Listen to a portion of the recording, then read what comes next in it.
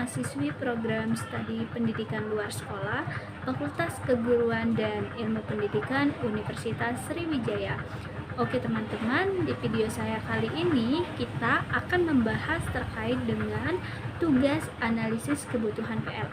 Pusat Kegiatan Belajar Masyarakat PKBM Al-Fat di Desa Limbang Jaya 1, tepatnya di Tanjung Batu. Nah, sebelum itu kita ketahui dulu latar belakang dari PKBM ini. Nah, bagi yang belum tahu terkait dengan PKBM, PKBM adalah Pusat Kegiatan Belajar Masyarakat, di mana ini nih merupakan lembaga yang mengatur seluruh kegiatan belajar masyarakat dalam rangka baik itu meningkatkan pengetahuan, skill, keterampilan, hobi dari masyarakat dan lainnya. Pilih dua metode pengumpulan data. Yang pertama itu ada observasi, yang kedua ada interview. Nah, observasi ini dimana saya melakukan kegiatan pengamatan terkait dengan sarana dan prasarana, bagaimana fasilitasnya, bagaimana tutornya, bagaimana kegiatan belajar dan program apa saja yang ada di dalam PKBM Al-Fat itu. Dan yang kedua, sebagai pelengkapnya saya memilih interview, di mana interview ini dilakukan untuk proses wawancara ketika saya tidak mengerti terkait dengan PKBM ataupun kegiatan di sana. Nah, narasumber yang saya wawancara ini adalah Bapak Feriato selaku Kepsek dari PKBM Al-Fat.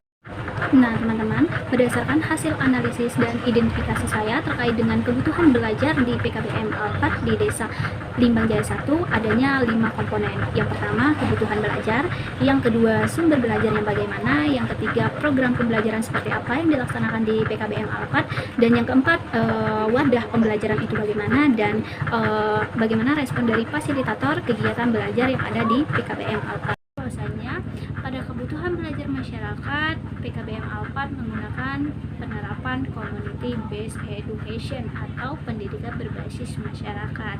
Nah, di sini nih untuk melatih keterampilan yang ada pada peserta didik dan pengetahuan, di mana ketika ada respon positif dari masyarakat atau warga belajar, itu akan memberikan peningkatan terhadap ranah kognitif, ranah efektif, dan psikomotor pada warga belajar. Nah, terkait dengan permasalahan apa saja yang terjadi pada proses kebutuhan belajar ini, yaitu adanya bagaimana kemampuan masyarakat untuk menyerap berbagai keterampilan. Pada saat itu kegiatan yang dilakukan masyarakat di sini adanya pelatihan pemanggangan ikan, pembuatan pemanggangan ikan. Nah, namun dalam hal ini masih minimnya atau kurangnya pendampingan bagi masyarakat untuk melatih tingkat keterampilannya itu. Nah, solusi program kedepannya atau dalam mengesampingkan antara potensi lokal di sana, saya mengusulkan adanya target pelaksanaan kedepannya sehingga bisa.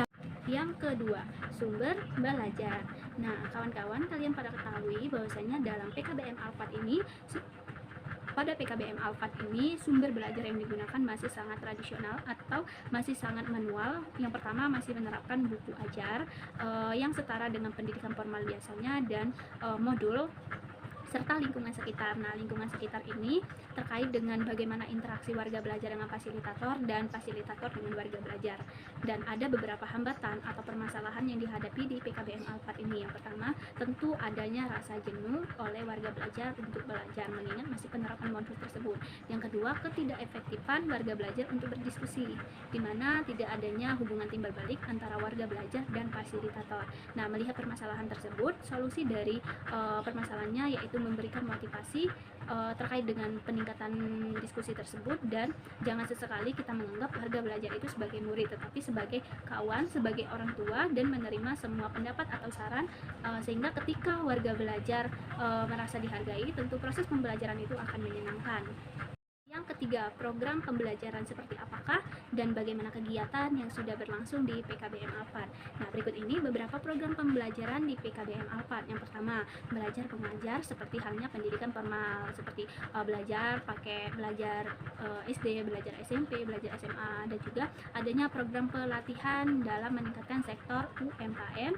Yang itu ada kursus. Nah, kursus ini di mana diselenggarakan untuk anak-anak SD dari kelas 4 SD sampai 6 SD, dan yang berikutnya ada PAUD. Di sini juga terdapat PAUD. Nah, beberapa kendala yang sering dihadapi, yang pertama kurangnya partisipasi warga belajar untuk belajar secara teori seperti yang saya jelaskan tadi. Yang kedua, terbatasnya pendamping di masyarakat ketika mereka melakukan kegiatan pelatihan. Dan yang ketiga, tantangan untuk keberlanjutan tahap selanjutnya dari program tersebut, program pelatihan tersebut, atau bagaimana pengembangan dari program tersebut. Dan yang keempat, latar belakang peserta didiknya atau warga belajar. Nah, dari beberapa kendala, hambatan yang sudah saya jelaskan tadi, solusi dari permasalahannya yaitu adanya mungkin taman bacaan masyarakat. Nah, di sana tuh kita bisa membuat perpustakaan dan lain halnya, dan peningkatan skill yang lebih maju mengingat dunia modern sekarang, digital. Dan yang ketiga, meningkatkan keterampilan kerja yang sudah ada pada masyarakat atau mengembangkan usaha yang ada pada masyarakat itu sendiri. Nah, terkait dengan keberhasilan program ini diharapkan dapat lebih mendorong masyarakat untuk menciptakan kemandirian, keahlian dalam setiap bidangnya. Yang terakhir yaitu fasilitator kegiatan belajar.